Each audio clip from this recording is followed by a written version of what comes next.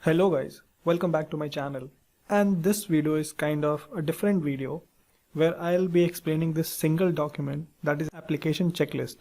But in this video I'll try to explain all the documents and what is the meaning of this checklist and how to fill everything and like where to attach the checklist and what are the documents we have to see.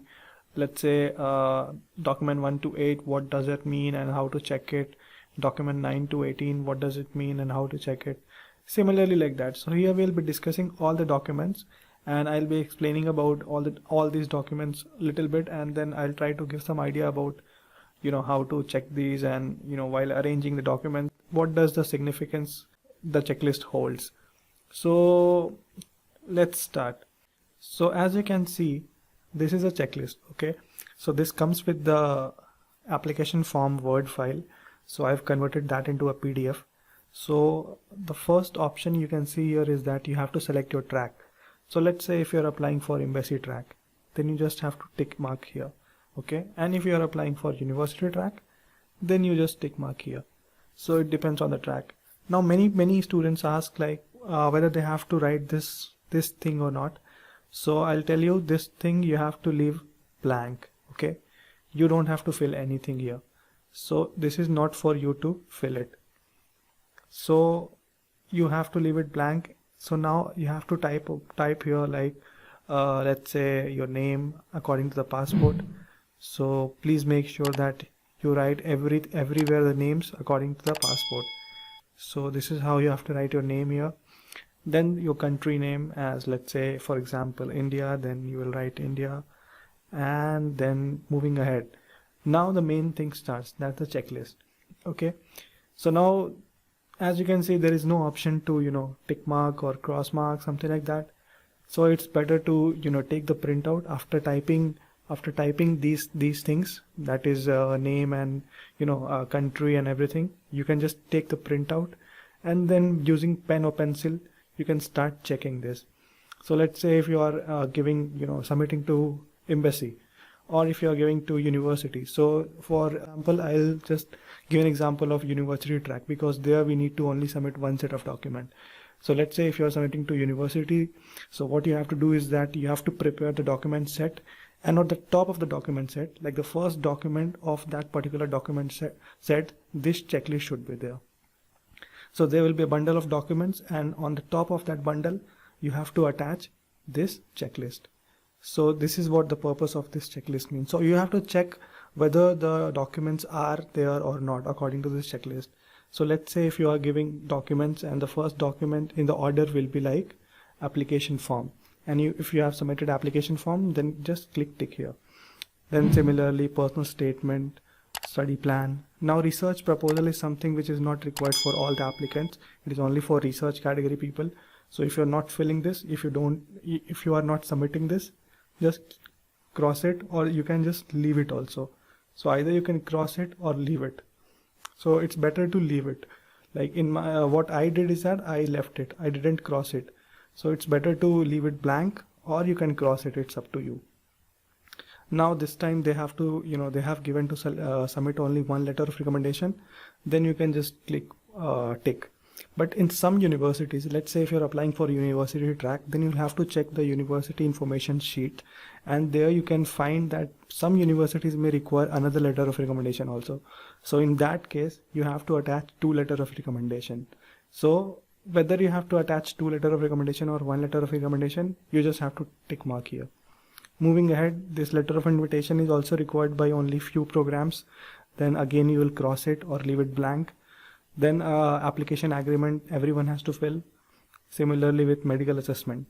So this is how you have to fill the first part of the checklist, that is tick mark. And then again, as you can see these numbers here, so these numbers also hold some significance. So this is the order of the documents you have to arrange.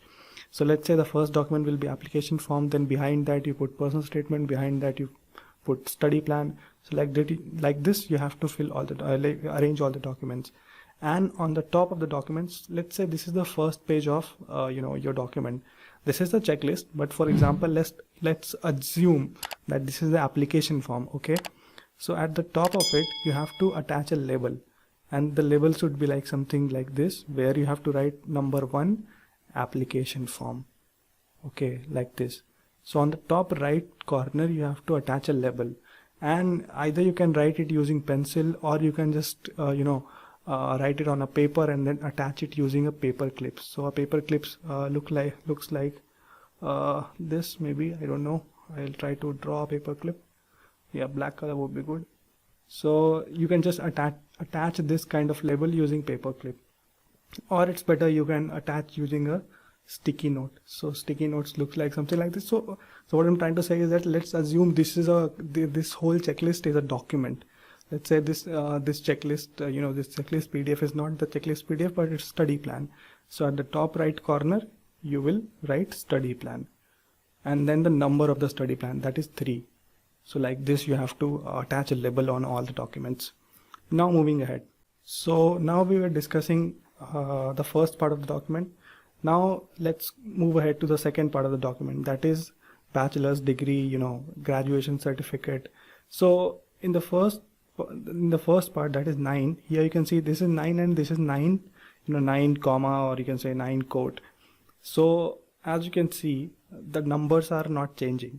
So while making the labeling, don't confuse between, don't write it as 9 and 10. If for degree you write 9 and then for transcript you write 10. No, it's not like that. For degree you write 9 and for transcript you write 9 dash. So here you have to be careful about the numbers. Then moving ahead, as you can see, this is the bachelor's graduation certificate. So now people are asking here also, if you are applying with expected graduation certificate, then whether they have to tick this or not. Yeah, of course you have to tick this, because you are giving something as a replacement of the graduation certificate, right? So even if you are submitting expected graduation certificate or provisional degree certificate, you have to tick this. Then moving ahead to the transcript. So let's say if you are giving mark sheets or anything, then again you have to tick marks. So this is how you have to fill this checklist. Now moving ahead to masters. So let's say if you're applying for PhD, then again you have to check mark here. And if you're not applying to PhD, you're applying for masters, then you can either leave it blank or just cross it. एक तो like और share ठोक दीजिए महाकाल का, दबा के like और share ठोक दीजिए। पूरा साल मेहनत करता हूँ आपके लिए बेटा, ऐसा नहीं चलेगा, ऐसा नहीं चलेगा।